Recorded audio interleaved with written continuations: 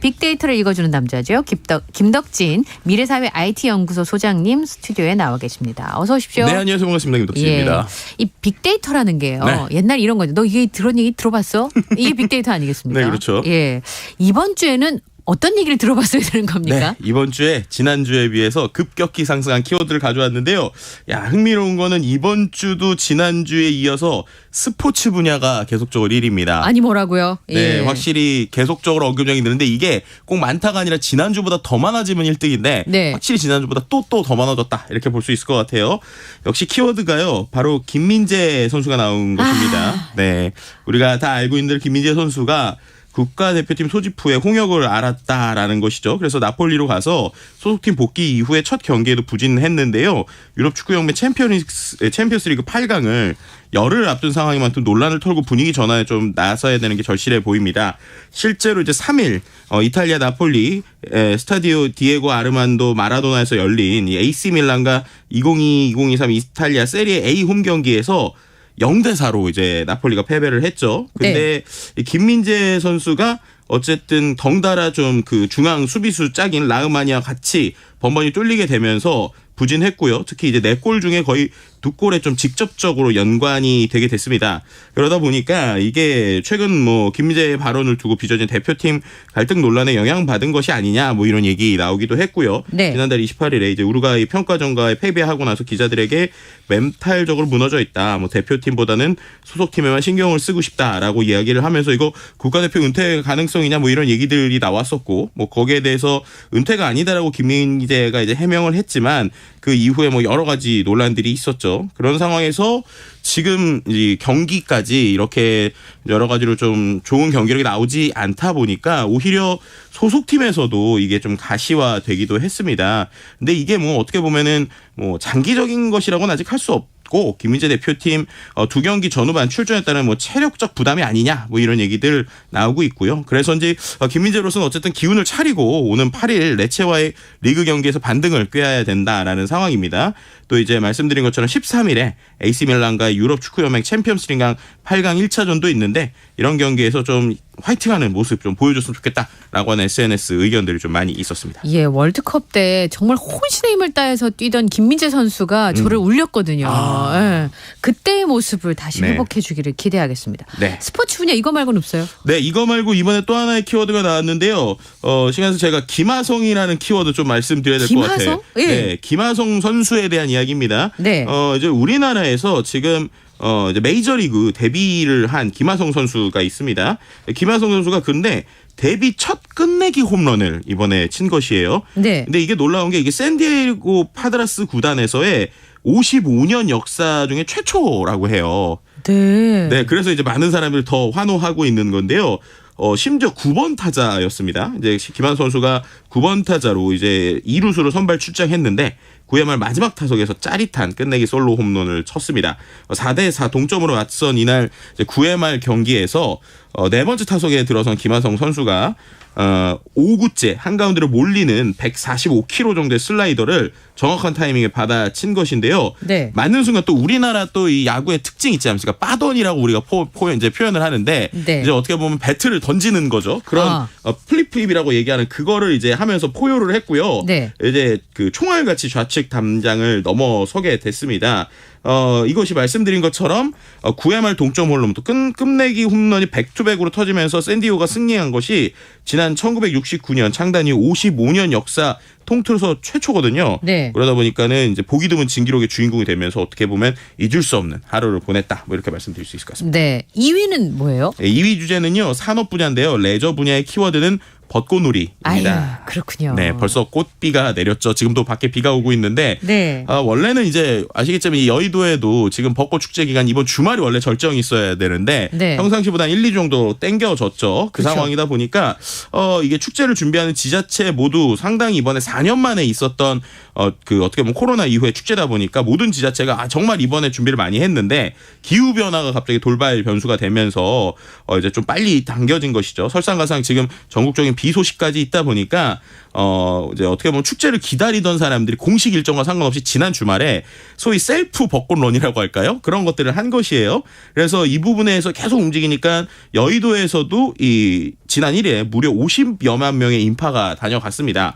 그만큼 이제 많은 사람들이 빨리 움직이게 됐었는데요. 그러다 보니까는 우리는 더 일찍 봄이 찾아서 즐거울 수 있지만 반대로 이제 이것이 마냥 반갑지 않은 봄이었다는 얘기가 같이 나오는 거예요. 예. 왜냐하면 특히나 이제 우리가 꽃에 의존해서 살아가는 곤충들 있지 않습니까? 아, 그렇죠. 곤충들이 이제 당황한 수준을 넘어서서 생존에 가까운 문제가 됐다는 것이죠.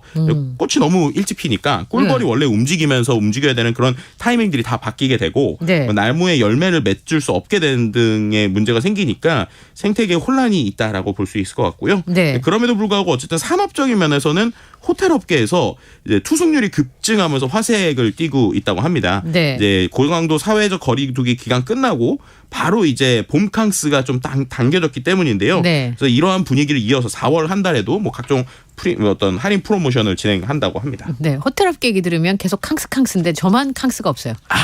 휴가가 없어요. 네, 많은 분들이 그렇지 않나 이런 생각이 좀 드네요. 그렇습니다. 예. 네. 산업 분야 다른 키워드도 있어요. 네, 산업 분야에서 또 다른 키워드 있는데 사우디라는 키워드입니다. 사우디. 네, 사우디아라비아를 중심으로 중동의 이제 오펙이라고 그러죠. 석유 수출국 기구 또 러시아와 남미 국가가 참여한 오펙 플러스가 하루 116만 배럴의 원유 추가 감산을 기습적으로 발표한 것이죠. 기름가. 네, 그렇게 되니까 이제 말씀하신 것처럼 국제유가 이러다 보면은 한 $10 정도 더 오를 것이다라고 하는 예측이 나오고 있고요. 네. 또 이제 이러한 흐름이 이른바 이제 미국에서 물가 안정이나 러시아 압박을 위해서 산유국의 증산을 요구했는데 오히려 감산하니까 이거 미국 뒤통수 치는 것이냐 뭐 이런 식의 SNS 의견들도 좀 같이 나오고 있는 상황입니다. 예, 시간이 많지 않아서 조금 빠르게 진행을 해보도록 하겠습니다. 네. 3위 주제는 뭔가요? 3위는 연애 분야고요. 키워드는 마라톤입니다. 아, 연예인데 어떻게 마라톤이에요? 바로 현 씨에 대한 이야기인데요. 그렇군요. 네, 뭐 아시겠지만은 가수 현 씨가 또 선악 영향력을 펼치고 있는 것입니다.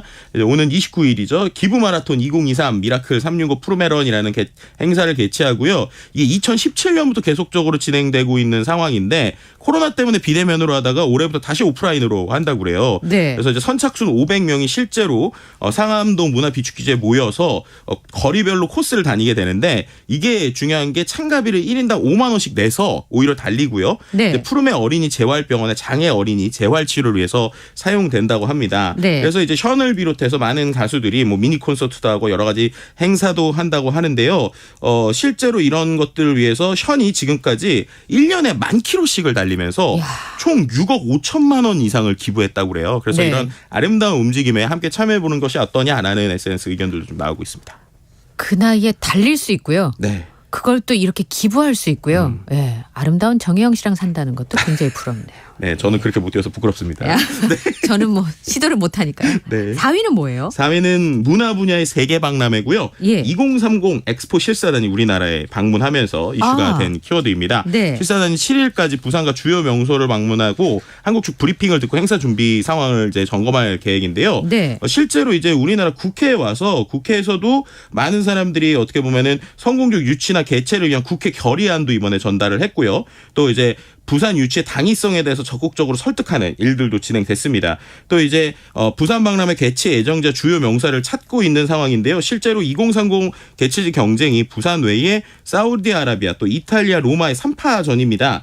그리고 또 실사단이 이 후보국 유치 역량, 뭐 준비 수준, 또 국민 관심도를 심층 평가해가지고 현지 보고서를 작성해서 6월 총회 때 회원국 171개국에 배포하고요. 예. 엑스포 개최인지가 11월 회원국 투표를 통해서 결정되는데요. 그래서 이제 조만간 설문 같은 게 있을 것 같아요. 그래서 우리나라 국민들이 얼마나 이 부산 엑스포에 대한 관심이 있는지 그래서 그런 것들을 좀 적극적으로 참여했으면 좋겠고요. 그런 관점에서 우리나라에서 이제 어제 또 국회 2030 부산 엑스포 특위 인플루언서 홍보 대사 및 위촉식 및 간담회도 진행됐습니다. 아, 그럼 인플루언서 분들이 쫙 모여가지고 네. 한번 해봅시다. 뭐 이런 건가요? 네, 그 중에서 뉴스덕이라는 채널에 김덕진 소장이라는 사람도 들어갔다고 합니다. 아, 예. 그래서 깜짝 놀라고 제가 아는 분이거든요. 밥도 같이 먹었어요. 예, 맞습니다. 예. 네. 마지막 주제 5위의 주제는 뭔가요? 네, 5위 주제는요. IT 과학 분야의 키워드는 틱톡입니다. 틱톡이 왜요? 네, 틱톡이 요즘에 미국이나 이런 데서 전 세계에서 퇴출 압박 이제 받고 있잖아요. 그렇잖아요. 근데 그럼에도 불구하고 작년에 모 회사의 바이트댄스의 지난해 매출이 급증했다는 거예요. 네. 그러니까 예를 들면 지금까지의 매출이 전년 대비 30% 이상 오히려 뛰어올라서 작년에만 우리나라 돈 105조 원 이상의 매출을 달성했다고 합니다. 그러니까 결국에는 지금 대부분의 플랫폼 뭐 메타, 아마존을 포함한 인터넷 선두 기업을 다 능가한 것인데요. 네. 그만큼 정부나 기관에선 싫어하지만 일반 사용자들이 이렇게 뜨겁게 쓰다 보니까 매출은 계속 오르고 있고 그래서 뭐 바이트댄스의 여전한 성장이 최근 글로벌 이벤트들로 이제 흔들린 투자자들의 신뢰를 높일 수 있을 것이다. 뭐 이런 예측들이 나오고 있는 상황이죠. 예, 끝으로 제가 잠깐 질문을 드리면 네.